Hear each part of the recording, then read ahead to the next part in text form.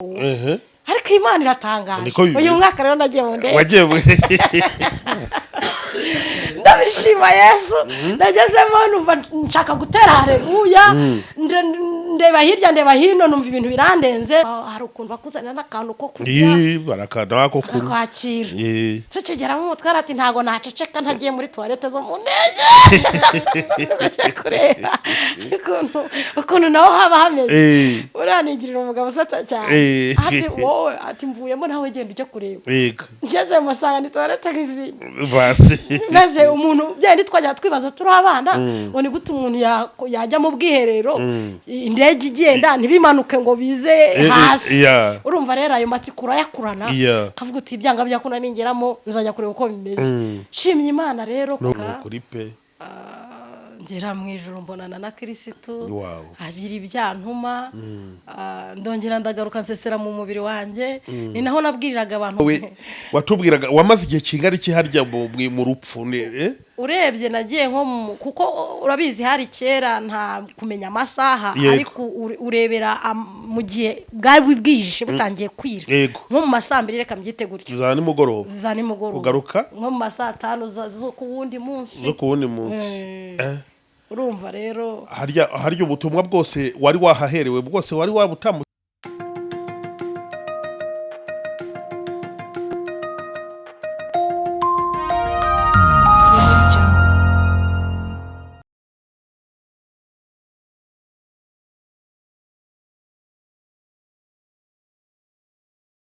Nshuti bakunzi ba Iyobokamana TV turabasuje mu izina rya Yesu Kristo ni kwa kundi mumenyere ko tugera gutya tukazana abantu batandukanye maze tukabasha kuganira nabo murabona ko twicaranye n'umukozi w'Imana ni mama Pasteri na ubwe n'umushumba niwe tugiye kuganira ngira ngo ni nawe dufunguriyeho ikiganiro cya mbere cy'umwaka w'ibihumbi 2023 ngira ngo urumva ko ari ikiganiro kiri special mama Pasteri wumvishe ko ariwe dufunguriyeho byumugisha cyane tugira umugisha cyane kuba ari twebwe mufunguriyeho muri uyu mwaka tubishimiye Kristo kandi namwe turabashimiye amakuru rero turaho turashima umwami Yesu kiturinze tubereye maso kuko kubaho niwe ni ibintu byiza cyane muratangirana no kwibwira abantu badukurikiye kugira bamenye ngo tugiye kubana nande muri iki kiganiro mbere na mbere ka tubanze tubaramutse nabo ndabasuhuje mu izina rya Yesu Kristo amahoro ya Kristo nabane nabo kandi nanone mbifurije umwaka mushya muhire uzababera umugisha mu izina rya Yesu amen ugarutse ni Pastor Mami kuyobokamana TV muranzi twahanyuze dutanga ubuhamya bw'ukuntu Yesu agira neza n'umumama ufite abana 4 n'umutware ndabishimira Kristo wahamagawe mvuga ubutumwa bwiza icyo umwama ashatse ko nkora nkikora uko ntomye yego Imana y'amahoro iduhana umugisha yes ni Pastor Mami rero tugiye kuganira simushya kuyobokamana ni wa mugore wa mama cyangwa nubwo nkwise nk'ahana batiringe wa mugore mwabonaga ndi mu rusengero mfite agahinda mbabaye cyane nkabukubwira ko nkina y'umwana naramubonye none ndamuzanye niko hana yabwiye ni Samuel harya bibwiraga Eli wari umutambyi icyo gihe uyu roni wa mugore waduhaye ubuhamya bukomeye cyane bwo buryo yapfuye akazuka mu buhamya bukomeye cyane buryo yarwanye n'imyuka mibi cyangwa na Satani yanyuze mu bintu byinshi bikomeye cyane ubuhamya bwe ngira ngo murabwibuka cyane ariko wenda kugira ngo abantu base nabibuka umuntu tugiye kuganira nubwo mbivuze twibutse gato ku buhamya bwawe watanze kuyobokamana kugira abantu babyibuke ubuhamya bwanjye natanze kuyobokamana bwaravangwa narapfuye ndazuka mu by'ukuri abantu benshi turanabashimiye babukurikiranye kandi bwarabanejeje mu by'ukuri koko narapfuye ndazuka kuri pe ngera mu ijuru mbonana na Kristo Wow. agira ibyantuma ndongera ndagaruka nsesera mu mubiri wanjye ni naho nabwiriraga abantu ngo umubiri ntacyo apfana n'umuntu umubiri si we muntu ni hawuzingi y'umuntu ahubwo umuntu n'umurimo imbere ni wa wundi utekereza ni wa wundi uvuga ngo ndakora iki ni wa wundi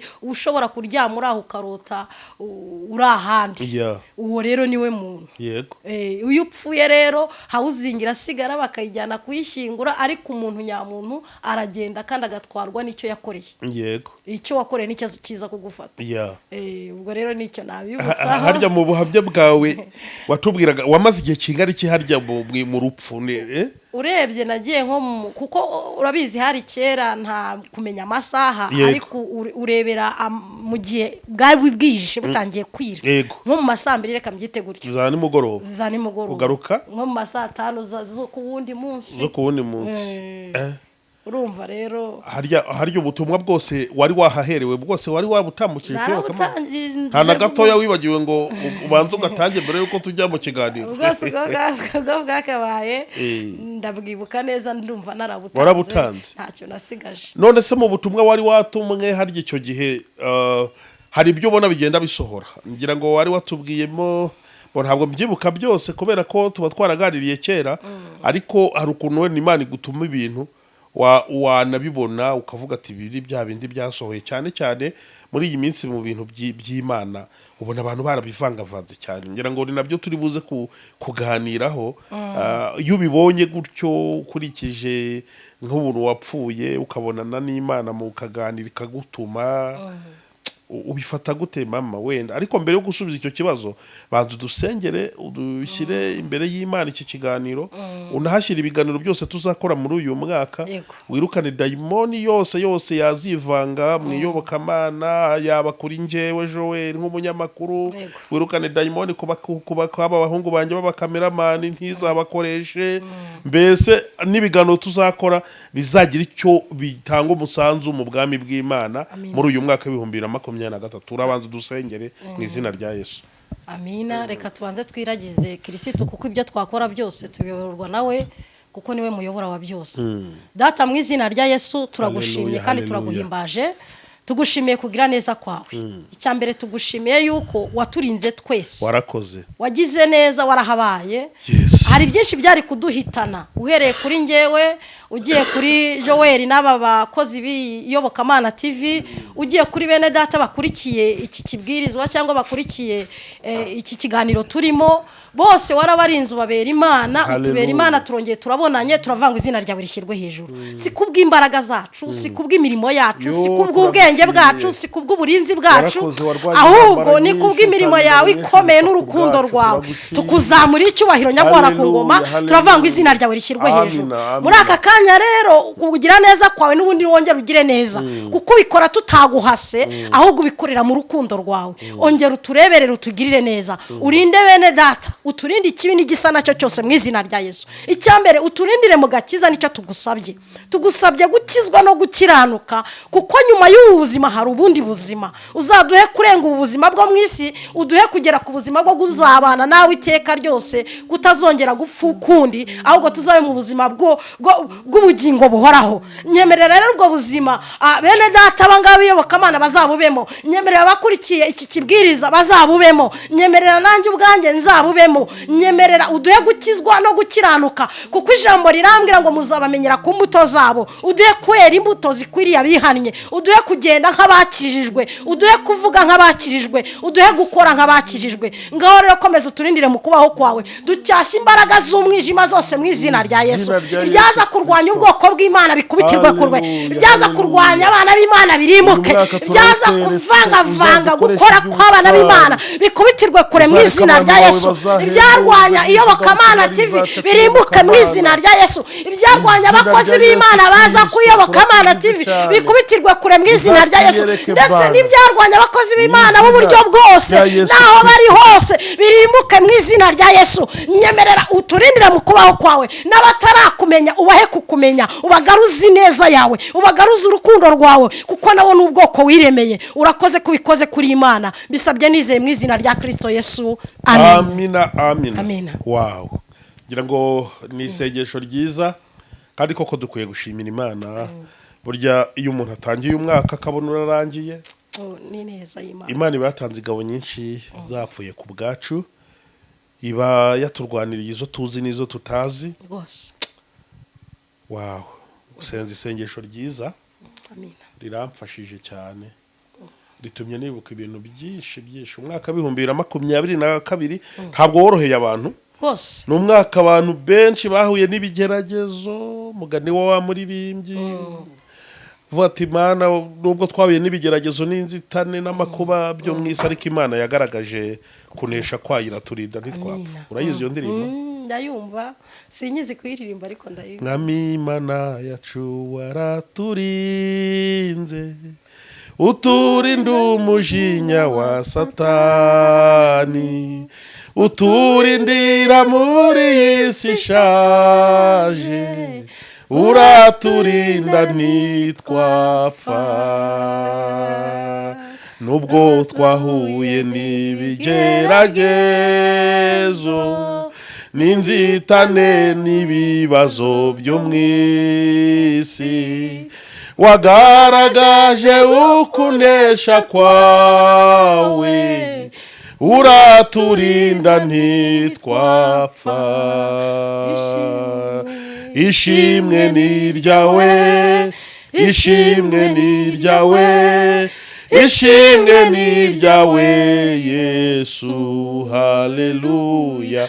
Ishimwe ni iryawe, ishimwe ni iryawe, ishimwe ni iryawe Yesu. Amina. Ishimwe ni ry'Imana ishobora byose. Wowe urimo urareba iki kiganiro, Imana yakurwanira intambara nyinshi, wararwaye ntiwapfa, abandi barapfuye, wagenze mu binyabiziga ubona uhura n'abandi bakoze impanuka bapfuye, wahuye n'ibintu byinshi, ariko Imana yarakurinze. Ishimwe ni ry'Imana data. Mama Pastor, muri 2022 ni umwaka wakubereye gute? Niki washima Imana? Wenda dore ni ikiganiro cya mbere gifungura umwaka, ntabwo twakwibagirwa iyi session yo kubanza gushimira Imana mbere y'ibindi byose twavuga. Niyo twashima Imana gusa tukagenda, ibiganiro byo tuzabikora byinshi. Couple yawe ndashaka muri 2023 kuyibyaza umusaruro, mu kujya inama mu ngo n'ibindi. Mbabona muhora mu munezero mwebwe, ni gute umuntu akora ku buryo mu rugo hahora hinda amahoro. Tuzakora n'ibintu byinshi cyane mwivuga butumwa, ariko reka tubanze dushima Imana. Ni icyo ushima Imana muri 2022 wenda mbere yuko tugira n'ikindi tuvuga? Mu by'ukuri ntawabura icyo ashima Imana, ariko ndabifite pe ndetse byinshi by'amashimwe. Ndashima Imana 2022 nabonye Imana. Amen. Icyambere nararwaye, ndarwara ndaremba. Hari abandi banarwaye nkuko narwaye ariko bavuye muri uyu mubiri cyane, ariko ngiwe ndacyariho ndahumeka. Ibyo nishimye. Iki nishimira Imana. N'umwana w'abana nararwajije njyana no mu bitaro, ariko nabo baracyariho. Ndetse binakomeye, byari binakomeye, ariko twabonye Imana. Ni hahandi ubona neza ukabona ari bwa ngo Imana iravuze ngo kuyeserikeye mu nzu iwawe, kandi ko kukayibona iyikuramo. Ni ukubera Yesu, si imbaraga zacu. Icyo ndagishimira Imana ko urupfu rwagiye rukamwara rugakubitirwa kure, Yesu akigaragaza. Wanesheje urupfu. Haleluya. Amen. Haleluya. Koko bw'ibyo rero ndashima Imana ko nagize amavuga wivuga butumwa ari yo hirya no hino, Yesu akigaragaza. Si ngewe mami, nta n'icyo ndicyo, ariko ndashima ko Kristo aho twagiye muri Kenya yarigaragaje, aho twagiye Uganda yarigaragaje, haba hano mu Rwanda yarigaragaje. Yesu yakoze imirimo. Yego. Hari ikindi rero cyishimwe shimye Imana gikomeye cyane. Ninyivuga ababyumva nibumve ko nirazi. Bene data, impamvu tuba tubivuze tuba tugira ngo dushimire umwami kwica avuga gisohoza. Niko bimeze. Haleluya. Iyi Imana yacu ni Imana ivuga igasohoza. Cyera narakubiswe, bazi ubuhamya bwanjye nawe utanze no kuyoboka Imana. Narakubiswe hahandi nambaraga ibikweto bidasa, hahandi nambaraga igitenge cyacitse nkakidodesha umufuka, hahandi mbese nari narahombanye. Wandeba ukabona mfite nk'imyaka 80. Nukuri burya umuntu wese yaba mwiza cyangwa se umuntu wese wabaye iminsi. Nukuri pe. Nukubera Yesu. Haleluya. Amen. Ikintu ushima Imana rero nuko yajyaga imbwira ngo mwana wanjye zakujyana mu ndege. Yego di. ibaze kugira Imana ikubwira ngo irakujyana mu ndege utanariye ni ibintu utapfa kukurura ngo wowe ariko Imana iratangaje uyu mwaka rero nagiye mu ndege wagiye ndabishima Yesu nagezemo numva nshaka gutera haleluya ndeba hirya ndeba hino numva ibintu birandenze ndavanga umwami nashimwe ni nuko navuze ndavanga umwami nashimwe kandi nahabwe icyubahiro ko yagize neza icyo kintu ndagishimira Imana ko ari ngewe n'umutware umuzimu yapfiriye rimwe tujya mu ndege tujya mu ivuga butumwa wow muri 2022 niho byabayeho harumva ari ikintu cyoroshye hiryo oya ntabwo cyoroshye umuntu wari ufite isezerana bitaramubaho ni ikintu gikomeye ndagishimira Imana ko muri uwo mwaka bose 2022 Imana yantwaye injyana mu ndege njya kuvuga Imana nta nubwo nari ngiye mu bindi nari ngiye kuvuga Yesu wari ugiye mu ivuga butumwa uyu mugabo Yesu mu bintu bye nta hatakujyana nta nicyo atakora yego anjyana mu ivuga butumwa mvuga Yesu ndanezerwa nanjye nagiye hejuru mu kirere ugenda mu ndege ugaruka nindi ko urumva yo nishimwe atariremereye ikiro ni ikintu shimira Imana ikindi dushimira Imana ni uko umurimo wari umaze iminsi igihe ufunze ariko twarakoze ubu muri gukora mukorera hehe Imasoro wow Imana mu 2022 ndumva yarabibasiye pe kubagirira neza nishimwe dushimira Imana ko yagize neza nukuri nta kitakoze turagushimye amina muri byose kandi na challenge z'ubuzima zose ziboneka erega nta gihe umuntu adahura n'ibikomeye umwanzi agatega umutego ariko ukabonera gusimbutsa atari imbaraga zawe kabona ubuzima turaburangije yego tugeze 2023 ngira ngo ni ishimwe rikomeye ni ibintu byiza cyane ubwo se byose sezerano ryo kugera ho mu ndege wari urimaranye nk'igihe kigari kimwe data we ni nk'imyaka igera nko muri 14 n'itanu utegereje isezerano ryo kugenda mu ndege 5 n'itandatu ndetse muri 2022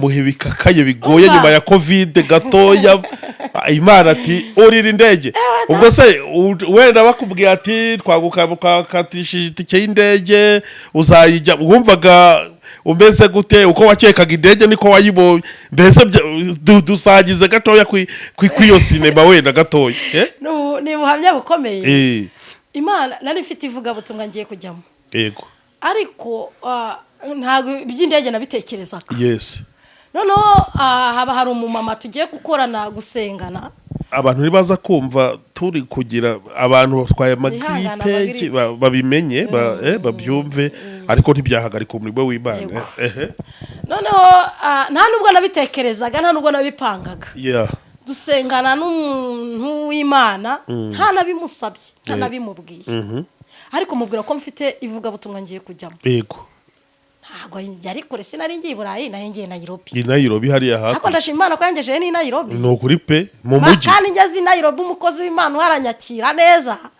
Nairobi ndayizengurukana ntambagiza yego rata ubundi nisha abazimu babiri cyarimo yego di nako batatu nageze Nairobi ngendera mu ndege njya no muri gari ya moshi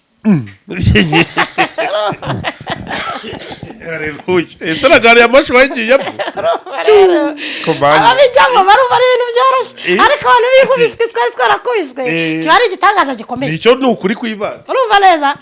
Mera nk'uri kubonekerwa. Noneho mama turi gusengana arambwira ati ko nshaka ko dusengana amasengesho yo kwiriza ubusa y'iminsi. Ndamubwira ntaye ko mfite ivuga butumwa ngiye kujya murabizi yari bisi bigusaba kugenda kare. Yego. Kandi biransaba kugenda hakiri kare kuko igiterane banteguriye kiransaba kuba nahageze. Yeah. Arambwira tuzagenda na bisi birasaba ko igiterane kizaba ryari mu bwira itariki. Ese uzagenda ni iki na bisi ataha icyo si cyo kibazo. Ndakwishyurira indege. Ayiwe nabaye nk'uri kubonekerwa cyangwa nguri kukumva. Ndumva ijuru rirakingutse naryo. Uyu mama handa herereye nare. Imana muhumugisha mama witeka amumperwa. Wasohoye isezerano ryari rimaze imyaka 10. Burya umuntu Imana ikoresha akaba igikoresho cyo kugira ngo isezerano ry'undi risohoye. Uriya muntu uwiteka ajya muhumugisha. Niko bimeze. Nuko birangije Moses Imana imumpera umugisha hwari kandi mwagurira amarembo. Amen. Nukuri aragenda we n'umugabo we n'umutware kuko umutware ni we wahise ajya no kuyishyura. Yego. Aragenda arayishyura anyishyurira ubwanjye yishyurira n'umugabo. Nukuri. ndavuga ntumva amasengesho gusa nimushaka mumbwire nge ndarananga ariko amen turasenga amasengesho turayasoza ndangije tike babara y'impa barazihise baziduha umunsi ugeze tuba turagira tugatuma kuzinduka undi mukozi w'Imana nawe ndamushimiye Imana imumugisha twa Musafiri aba yakije icyuma cy'imodoka mu cyakare abaje kudufata yego saa 12 ndumva yari yageze hano tuba turagiye tugeze kuri aeroport tukuntu rero bare abahungu bacu nyiri barasaka buryo iki kibuga tukibonera inyuma ariko mo imbere rwose nindi si niko bimeze imbwa nazo zirasatse zirahize ko n'imbwa burya zizi gusaka zirasaka nazo ayo makuru ndabana yatoye tuba turije turagiye ukerekana itike ukerekana nuko batweretse aho tujya turindirira ariko kumva ikitima pa ngenda mu peja ndagiye cyangwa n'ibintu ukumva nturabyumva ariko Imana ni nziza kigiye kigeze noneho akantu kashekeje n'ubu twari tujya tugasekaho twebe baratubwira ati bazana imizigo bayijyane umutwara tese umuzigo wanjye mu bujyanye hehe ko ngomba kugendana nawo bati hoya batigomba kuwuzana tukawutwara mbese ni mutwara ndahurira hehe nawo turawusanga aho ugiye ko kantu karaducanga cyangwa baratwibye birarangiye noneho hari ikintu barawujyanye bati mushyira kuri icyo kintu kikaraga kigenda nyine kibashyiraho imitwaro ikagenda tuba dushyizeho ariko twumva mu gatima tugizemo ikibazo tutisibo turabibona koko hatangaje no kugenda tugera mu ndege tukimara kugera mu ndege kubona bicanye n'abazungu n'abaki bose umupapa umwe nawe yari umukozi w'Imana nubwo atabimbwiye ariko narabibonye yari mwene data nawe ngiye kumva numva ateye haleluya ndavuga numva akabarokora ni kishi nawe nasohoye haleluya arangije aravuga ati yemwe atarega mumfashe ubwo twebwe agize ngo tubimenyeremo ati mumfashe nge nibwo bwa mbere ngiye mu ndege basi ariko ikintu cya mbere tutibagiwe no kwifotoza imbere y'indege ntago habyibagiwe ngabo yarambwiye ati hagarara shanga ufotore abantu babona ko Yesu agira neza abari fotoje nanjye mba ndamufotoye tuba tugezemo nyine uwo mupapa nawe duhuriyemo n'abandi bantu ubona ibineza bya neza byamwishe natwe byaturenze nuko tubona irategetse uhita wumva nyine icyo bakizamutse tuba turazamutse tuba turagiye tukabona mu noneho hari ukuntu izamuka ikageraho nturi hasi nturi munsi nturi mu ijuru uri hagati ukabona ibicu nyine nibyo wibereyemo ati ye baba data we burya nibi bibaho nuko tubona byo tukabifotora ukuntu bituri mu bicu neza indani mu minota nko guhumbya ya Nairobi umuntu agendamo iminsi ngahe abo muyigezemo mu minota ngahe tugiye kuhagera hagati aho ariko hari ukuntu bakuzanira n'akantu ko kurya barakana ko kwakira tukigeramo umutwara ati ntago naceceka ntagiye muri toilette zo mu ndege kureba ukuntu naho haba hameze uranigirira umugabo usatsa cyane ati wowe ati mvuyemo nawe genda ujye kureba ngeze musanga ni toilette nk'izindi basi maze umuntu byari twajya twibaza turi abana ngo ni gute umuntu yajya mu bwiherero indege igenda ntibimanuke ngo bize hasi urumva rero ayo matikura yakurana kavuga uti ibyanga byakuna ningeramo nzajya kureba uko bimeze shimye Imana rero ko yanyiciye umuzimu karandi karimbuka uwo mumama agakoreshwa n'Imana agatuma isezerano ry'Imana risohora nukuri nkaba naragiye mu ndege mbandamanutse hari ukuntu ijya kururuka ukumva bigize ukuntu kavute yanyuza gatonya bigahirima nabigirane ariko turavuga tukubwa umwami Imana ndinza mbereye maso ntacyo turi bubi amen tuba turahageze Nairobi nuko tugeze ku ntuza yaho barabakira nuko Imana itugirira neza mbona birangiye amahoro uza kudufata umukozi w'Imana reka mbabwire bene data ari nacyo kiganiro njemo ntago mvuze ngo mu Rwanda ntidukorera Imana dukorera Imana ariko ntabwo ubahane bw'abakozi b'Imana dufite ni nacyo njemo ese ntabwo ujye ubona 90% yego barahari si bose ariko hari ikibazo kirimo kubaho cyo kutubahana kw'abakozi b'Imana ariko umukozi w'Imana yaranyubashye Imana y'amahoro imumpera Imana imuhumugisha cyane imuhumugisha yaratwubashye imodoka ibirahageze abaradufashe tugeze mu rugo turakarabye atujyanye mu hoteli adukorera buri kimwe aradutembereza mu marimentation adutembereza atugura handi ugenda bakakubwira ngo vuga icyo ushaka yego rata sike baba data bakwese mbese bakabona ko kuri umukozi w'Imana hahandi wanzu ya mavuta yawe bubashye uzi ko nawe agushyira mu mwuka kumva koko nawe ufite confidence y'uko uri umukozi w'Imana ukumva icyo ugiye kuvuga uhamanyije urabyiyumvamo kubaha amavuta y'umukozi w'Imana Imana itugirira neza Imana irigaragaza ikora imirimo n'ibitangaza turongera turataha nibyo nshimye Imana ko nagiye mu ndege Imana ihabwa icyubahiro cyane hari ikibazo rero nakubajije unagikomojeho urimo usoza nyine iri shimwe ryo mu ndege ubona nkawe nk'umuntu wapfuye akajya mu ijuru Imana ikamutuma kagaruka muri iyi minsi cyane mu mwaka w'2022 ni umwaka wabayemo ihangana rikomeye rya bamwe reka simvuge bose rya bamwe mu bakozi b'Imana kuri social media batukana basebanya bandagazanya mu buryo hari abantu byateye impungenge n'ubwoba bukomeye nawe urimo nkuko wampamagaye urambwira ati Joe ati ndumva nenda guturika basi ngwino nshyiraho agakeregeshwa kwanjye ko kubivuga basi ubona biterwa n'iki umuti wabyo ubona waba uwuhe iri sebanya n'irihangana rya bamwe mu bakozi b'Imana hano mu Rwanda murakoze cyane ubu ni nkaho numva umutima wanjye ugiye gutobora uvuge kuko abantu b'Imana hari igihe wumva uhatwa ukumva umeze nk'umugore uri kubise kumva noneho sasa urashaka kubyara ikikurimo sinkunda kujya kuri nza kuri hano ari uko ari umwuka wanyoboye w'Imana igihe mperukira kuza naje ari Imana yanyoboye ndetse ndagenda naracicika harimo n'abatamperuka batazi n'amakuru yanjye ariko ndagarutse ngarukanye navuga nanone ubutumwa bw'Imana cyangwa se ngarukanye impamvu y'Imana ikidushakamo ibi bintu birababaje kuri njye byambabaza nka Pastor Mami bikarangira ariko Imana yacu irababaye cyane kuko Mariko ntekereza ni ibice byawo 16 wenda twanahasoma umurongo waho wa 15 ndashaka kubwira abantu b'Imana icyo twahamagariwe bongere bakibuke reka twasome mu izina rya Yesu Mariko ibice 16 ni umurongo uzwi n'abantu benshi umurongo waho wa 15 arababwira ati mujye mu bihugu byose mwigisha baremwe bose ubutumwa bwiza uwizera 16 uwizera akabatizwa azakizwa ariko utizera azacirwaho iteka icyo nshaka kuvuga kuri bene data dusangiye umurimo reka bari bomperaho nta kindi Imana yaduhamagariye kuvuga ubutumwa bwiza ubutumwa bwiza buri mu ngeri zitandukanye ubutumwa bwiza buri kuza nkakubwiriza ubutumwa bwiza buvuye mu ijambo ubutumwa bwiza buri kuza nkaguhanurira wenda n'urugero icyo nyobowemo n'umwuka ntavangiwe ntiyoboye atari amarangamutima yanjye icyo umwami Imana anyoboye ubutumwa bwiza burimo imirimo myiza icyo naza nkakorera umuntu byonyine nabyo kikamubwiriza ubutumwa bwiza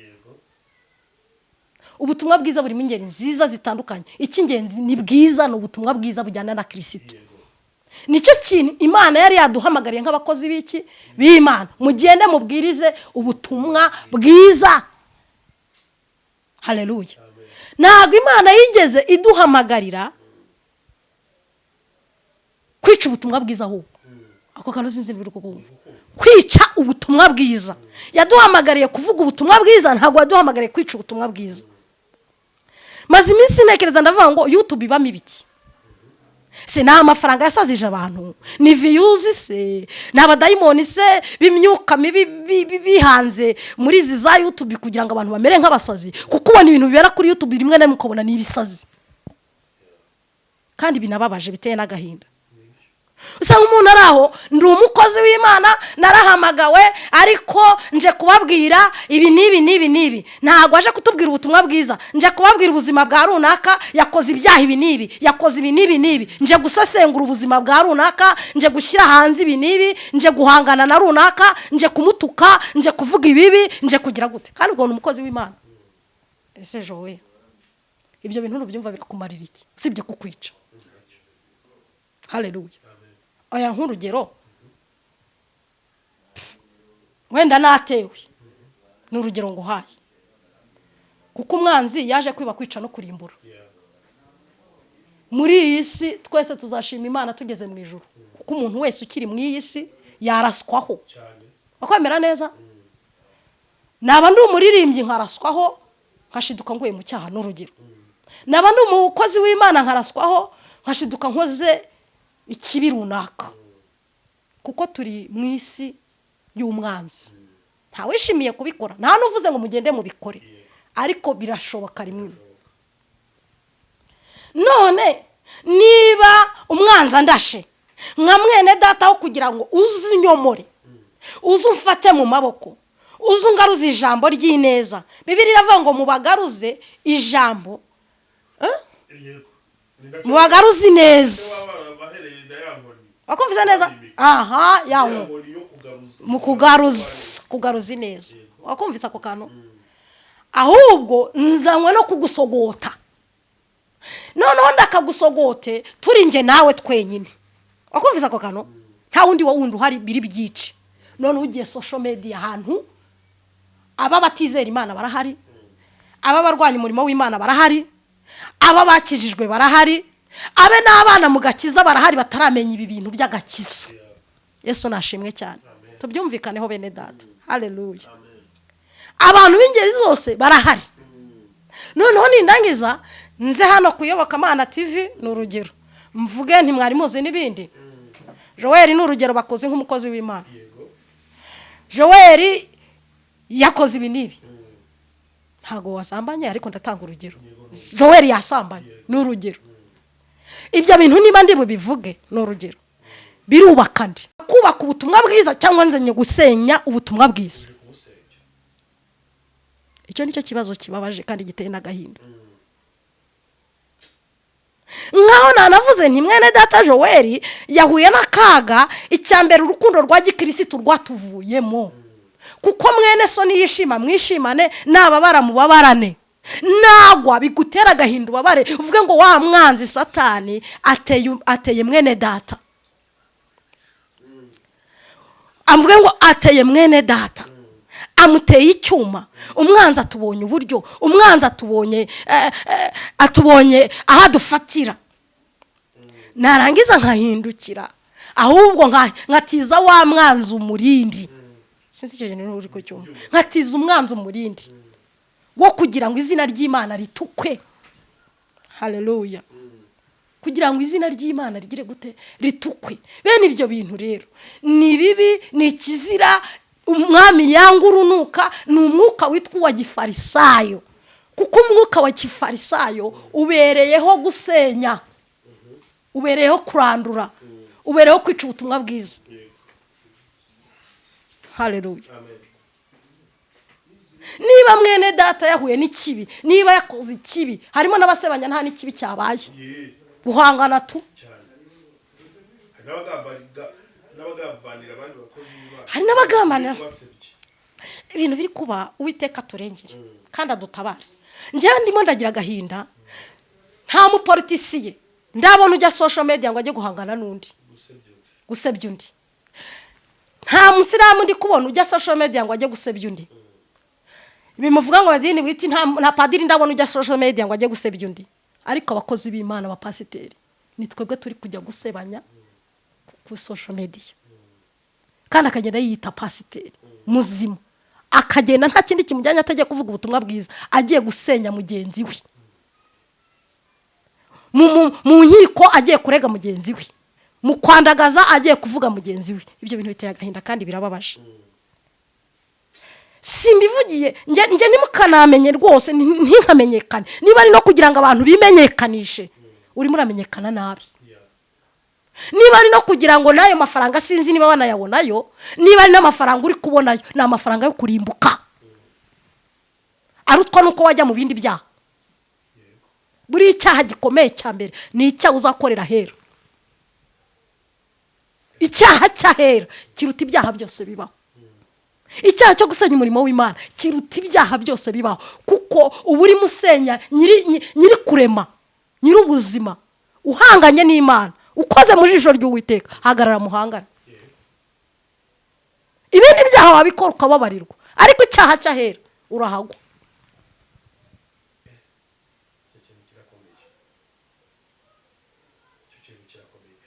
Kuko impamvu mbivuga, reka banze wumve, ari nabyo Dawidi yavuze. Ubyibuke Samuel, urwandiko rwa Samuel, reka tuhasome mutajya mugira ngo ni ibintu turi gutoragura. Urwandiko rwa Samuel rwa mbere, ibice bya 24, reka duhere ku murongo waho wenda wa 5 dusoma abantu babyumve. Ngo maze abantu ba Dawidi baramubwira bati, uyu ni umunsi Uwiteka yakubwiraga ati, nzakugabiza umwanzi wawe uzamugenza uko ushaka. Dawidi arahaguruka agesha ku kinyita cy'umwambaro wa Sawuli bucece. Hanyuma Dawidi agira umutima umuhana. Dawidi agira umutima ugira ute? Umuhana. Kuko yageshe ku mwambaro wa Sawuli. Abwira abantu bati, Uwiteka ndinde kugenzanya umwami wanjye. Uwiteka yimikishije amavuta, ngahangara kumuramburiraho ukuboko kwanjye, kandi ari we Uwiteka yimikishije amavuta. Inkuru ya Dawidi na Sawuli abantu benshi barayizi. Sawuli yagize nabi, yakoze nabi, n'Imana yari yaramuvanye amaboko kubera ibibi yakoze. Yashatse kwica Dawidi inshuro nyinshi, ariko Dawidi ngo amufatira ahantu navone kuvumo. Aravuga ati, reka nge mvane ku kenda, basinze kumwereka ko nafite n'ubushobozi n'ubushobozi bwo kuma namwica. Ariko ako kantu yakoze konyine ko kuvana ku mwenda we, ngo agira umutima umuhana. Abantu tubuze imitima iduhana, turayifite ariko wenda ntitunayumvira. Mu Kristo wanyawe nugira umutima umuhana, akavuga ngo ibintu ngiye gukora ni ibiki, ibintu ndi kuvuga ubundi birakwiriye, ibi bintu nkwiye gukora ntibizandimbuza. Umuntu wabuze umutima umuhana urya ntago ari umukristo, ntago ari umukozi w'Imana. Jo, ntihari igihe ushaka kwicara ukumva ugiye gukora ikintu ariko ukumva hari umutima uguhananye utaranagikora. Urya niwo mutima w'abana w'Imana. Satani ateye igitero, ariko umutima w'Imana uraguhanye, urakubwiye ngo no, ibi ntago bikwiriye. Ana Yesu asifiwe. Umutima umuhana umwemeza yuko no kugesha no gukura no gukeba ku kenda ke byonyine nabyo ari icyaha. Arangije ngo yisubira mu mutima, aravuga ngo ninkagenze nty'umwami wanjye wimikishijwe iki? Amavuta. No kuvuga ngo mu bintu byose Dawidi yatekereje, yaravuze ngo iyamwimitse iz'abarire bikumwigenzereza. Kandi Dawidi we yarazi kari we mwami, kandi no yaranazi ko Sawuli igihe cyo gucibwa ku ngoma cyaranye. Wumvisha amakuru yanavuga ati ahubwo reka mugire vuba, ahubwo mite nimi nyoboro. Ariko agiye umutima no kuvuga ngo rero umukristo wanyawe ntago ayoborwa n'amarangamutima y'ibyifuzo bye. Ako kantu wakumvise? Kuko Dawidi yayoborwa n'amarangamutima y'ibyifuzo bye, abaravuze ati ngize umugisha mwice vuba njye kuba umwami. Umukristo wanyawe ntayoborwa n'inda. Ari nabyo nahoze mvuga ngo YouTube niba hari ibiryo bimeze bite, niba hari amafaranga ateye ate, ashobora gutuma ujya kuhanga ukavuga mwene so bene karakagene, ukajya kurwanya mwene so karakagene hejuru y'inda, hejuru yo gushaka ibyubahiro. Ati nakubitwa hasi njye ndazamurwa.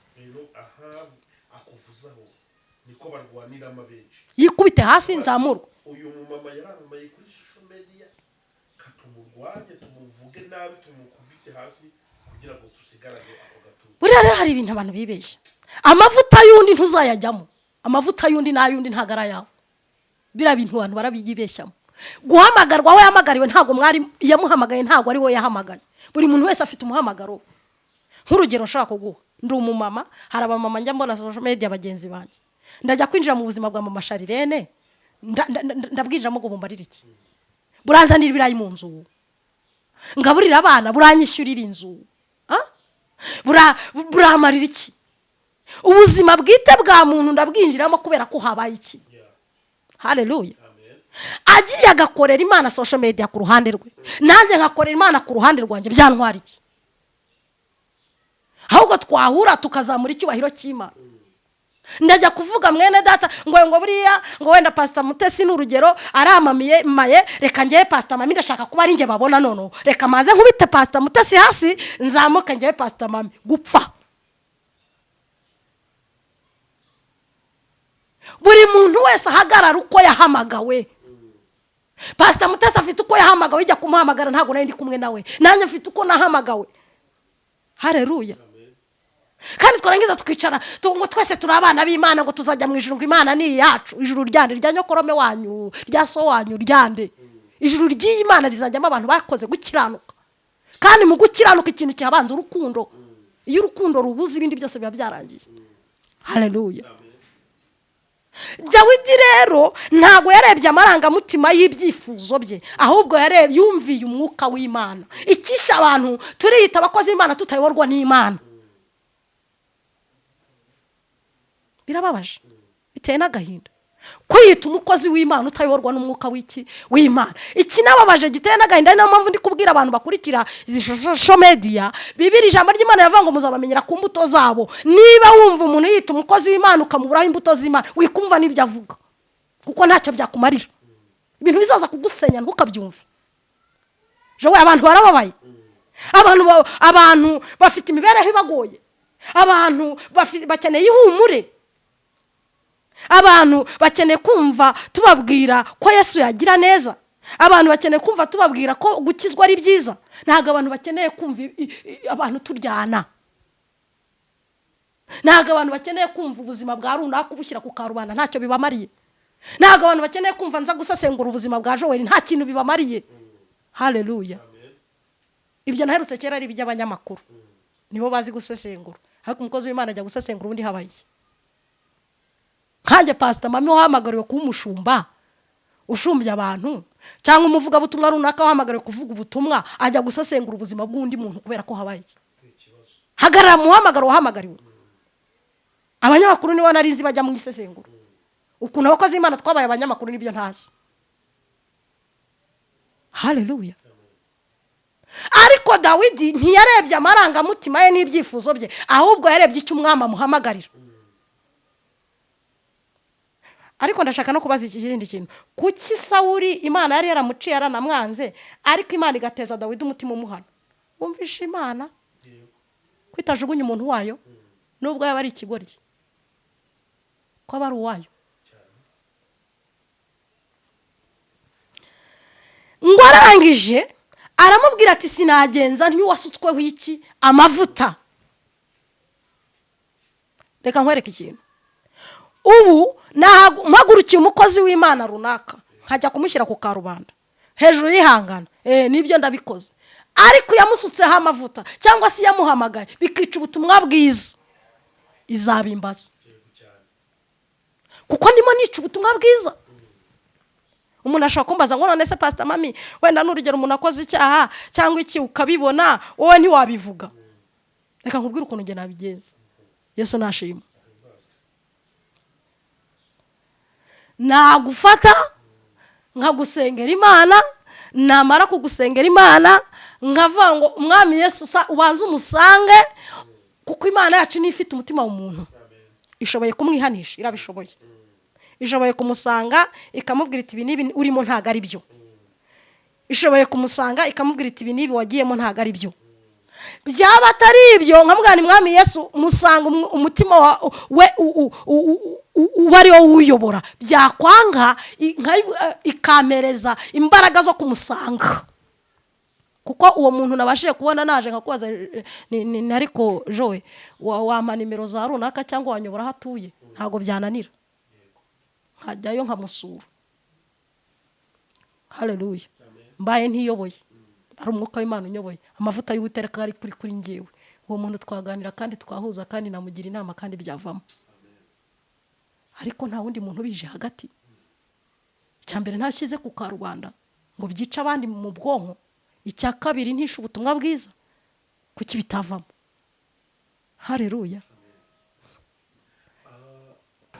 Mama Pasiteri, turimo wenda tuza no gusingira umusozo w'iki kiganiro, ubona ari iki cyakorwa? Ubona wenda esheki zabayeho mu bakozi b'Imana, bamwe bagiye bagaragazuraho gusebanya, kwandagazanya mu mwaka w'ibihumbi 2022, ni iki bikwiye kubasigira noneho muri 2023? Ubona abakozi b'Imana bakwiye kwitwara gute? Wenda nkawe nk'umuntu ubigirira umutwaro, ubisengera, ubona ari iki cyakorwa? Icya mbere mbona cyakorwa ni ukwisubiramo, ukitekerezaho wowe ubwawe. Twese tujya social media, ukabanza ugatekereza ukavuga ngo ese social media njyaho nzijyanaho ubutumwa bwiza bwubaka ubwami bw'Imana cyangwa nzijyanaho gusenya ubwami bw'Imana? Yego. Niba nzijyanaho ubutumwa bwiza bwubaka ubwami bw'Imana, reka nkomerezaho, nkomeze nubaka ubwami bw'iki bw'Imana. Ariko nanone niba nzijyanaho gusenya ubwami bw'Imana, reka nisubireho, kuko nyuma y'ubu buzima hari ubundi buzima. Iryo jambo nyakunda kurivuga. Nyuma y'ubu buzima turimo hari ubundi buzima buzaba mu rubanza. Uwiteka akakubaza icyo waba warakoze cyose. Yesu akahagarara akakubwira ati nubwo abantu batabibonaga ko ibyo ukora ufitemo ubugome, ufitemo umujinya, ufitemo kwicana, ariko njye nabibonye kuri umwicanyi, sanga abicanyi bagenzi bawe. Rero icyo nabasaba no kwisubiraho bene data. Ikindi kirenze ikindi ni ukubanza gutekereza, ese ikintu ngiye kuvuga kigashyira hasi umurimo w'Imana n'abataramenya Imana. Banza utekereze ku bataramenya Imana. Abataramenya Imana ndimo kwica bigatuma bahurwa n'umurimo w'Imana, ese ibi bintu bizanzanira ingaruka imeze ite? Kwisubireho, dukundane, twubaka ubwami bw'Imana, kuko nyuma y'ubu buzima hari ubundi buzima. N'abatunzi bya mirenge ayo mafaranga abantu barwanira ibyo byubahiro barwanira, n'abafite ibyubahiro bikomeye barapfa bakabisiga. Tubonye ibikomerezwa bikomeye banashatse ayo mafaranga, banagize icyo cyubahiro gikomeye, ariko barimo baragenda. Rero icyo uri kurwana nacyo sinzi icyo ari cyo. Wisubireho, twisubireho. Ikindi nasaba, niba kwisubiraho binaniranye, hariho ubuyobozi bwite bw'itorero. Icyo nasaba na leta y'ubumwe yacu, niba twebwe nk'itorero bitunaniye, leta y'ubumwe nidutorera abashumba bakuze mu by'uyu murimo mpuzamatorero. Barahari ariko urumva, bajye hariya bakurikirane, bajye muri wa murimo witwa gucyaha, kunenga no gutesha. Niba ndimo mama imvuga ibiterekeranye bampamagaze, komite yabo babyeyi bacu badukuriye batutanze uru rugendo banshyire hariya, barahari. Nk'ubu Pastor Rutayisire amagaritse yari akanyaha, wenda utumva yaba atumva, ariko ngiye mami ni yambwira ati ryama hasi ngukubite naryama. Kuko niba umuntu yaratangiye ubutumwa bwiza ntaranavuka, uwo muntu nahangara nte kutumva icyo ambwira. Yego. Bajye hariya komite y'amatorero, bajye baduhamagariza aba bantu niba banze kumva, bababwire babacyahe babateshe. Niba bamucyashya akanga kumva, bageraho bamuteshe bamuvaneho ye kwitwa umukozi w'Imana, agenda bikore yitwa ikindi kintu. Yego. Ibyo nabyo byaduha amahoro. Okay. Ngira ngo ni ibintu byumvikana cyane, ni ibitekerezo byiza by'uyu mama Pasiteri, kandi ko ishyaka agahinda afite n'umubabaro bifite ishingiro 100%. Bantu b'Imana, abakozi b'Imana, mwe gusebanya, nimuze twibanire, ibyo dupfa n'ukuri bizashira. Nta n'icyo umuntu yazanye mu isi, nta n'icyo azayikuramo. Ibintu byose bizagira iherezo, bizashira byose, hasigare kimwe cyitwa urukundo. Niyo mpamvu dukwiye gutahiriza umugozi umwe, kandi tukagerageza gukora umurimo w'Imana mu bwuzuzanye, nta gusebanya, nta gutikuranwa. Kuki abisi bakomeza kuvuga ko gospel cyangwa ibintu by'Imana ari byo bibamwe abateka mutwe, nibyo bibamwe abanyamagabo, abanyamashyari, abagambana, mu buryo bugiye butandukanye. N'ukuri nimureke 2022 tuyirekere ibyayo byabaye, ariko wenda 2023 abantu b'Imana bisubiraho kugira ngo bigire umumaro. mama Pastor reka mfate uyu mwanya ngushimire cyane kuba uduhaye umusanzu wawe unatangiza umwaka w'2023 Imana idakiranirwa ngo yibagirwe imirimo abera b'Imana bakora iguhereza umugisha cyane kandi nutagwisara uzabona umusaruro wirivuga butumwa n'ukuri n'irindi ryinshi rikuri imbere Imana izagukoresha ibyo butwari cyamba 2023 ukazaba umufatanyabikorwa mwiza w'umurimo w'Imana kuko numva nzagukoresha byinshi nzagukenera mu biganiro byinshi bitandukanye wowe na umutware wawe kugira ngo mujye mugira uruhare mu gihe gisa n'iki n'Imana yabahamagariye cyane cyane kuri parti y'umuryango ingo haba divorce ni menshi amakimbirane byose ni byinshi cyane byose tuzajya tugenda tubizaho reka rero ngushimire tubusoze n'iki kiganiro nimero za telefone z'uyu mubyeyi ziri buze kuba zanditse ku kiganiro ariko reka anazivuge kugira ngo wumve ikiganiro kirangize abe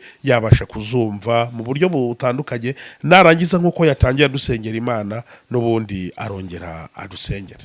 Murakoze cyane Joel, turabashimiye cyane kuba namwe mwaduhaye uyu mwanya. Imana y'amahoro ibahe umugisha tukabaza kunyuzamo ubutumwa bwiza Imana iba yaduhaye. Ikindi ndashimira abantu babanye natwe kuri biriya biganiro byabanje. Hari abantu bagiye batuba hafi bayoborwa n'umwuka wera, buri muntu wese icyo umwuka w'Imana yagiye amuyobora akamukoresha ku buzima bwacu n'Imana imuha umugisha, twungutse inshuti Imana iziha umugisha. Icyo nababwira rero turi kumwe nkuko abivuze, nanjye ndahari uko umwuka w'Imana azajya anyobora. Ikaze rero ushaka gusengerwa, ushaka ko twafatikanya gusenga, ushaka ko twafatikanya ubuhuguzi ku ijambo ry'Imana, ngiye kuguha nimero zanjye wanshakiraho ubundi tugakora umurimo w'Imana.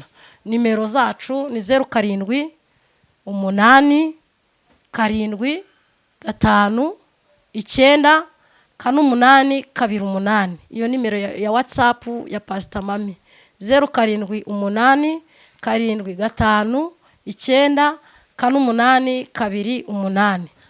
Nimero za telefone wampamagaraho ni 07 8 11 0 9 iyo niyo wampamagaraho. Utayimbonyeho wambona kuri 07 8 58 63 7 7 izo nazo wazimbonaho. Imana y'amahoro iduhana umugisha. Mbifurije gukomeza umwaka mushya muri Kristo Yesu, mwagutse mu buryo bw'umwuka n'ubw'umubiri. Uwiteka bahagure kandi abahe iby'umutima wanyu wifuza. Imana ibahe umugisha. Murakoze. Reka dusenga Imana. Data, tugushimiye kugira neza kwawe. Ubutumwa bwawe ndabutambukije uko wabumpaye. Nizera neza ko ntawe natandukiriye. Nyemerera bugende bukore ku mutima wa buri muntu, bugira aho mumukura bugire naho mumugeza. Hagati muri twebwe nk'abakozi b'Imana duhe urukundo, duhe gushyira hamwe, uduhe kuzamurana, utuvanemo inzangano n'amashyari, uduhe gushyira hamwe nk'abana b'Imana. Nyemerera n'uyu mukumbi tuyoboye nawe uvanemo ibyo baba barumvise bitabanejeje bibavemo mu izina rya Yesu, ahubwo bakomeze urugendo rwo kukwizereramo no kwizera ku bakozi bawe. Kandi nyemerera ikiruta byose abe njyewe aba bantu duhuriye kuri uyu murimo, aba bayobozi b'Iyobokamana TV, uzaduha ubugingo buhoraho. Ngaho rero usanganira urwaye umukize, ushonje umugaburire, udafite shinge na rugero umucira inzira, ubabaye umuhumurize, kuko byose bikorwa nawe. Bisabye nizeye mu izina rya Yesu. Amina.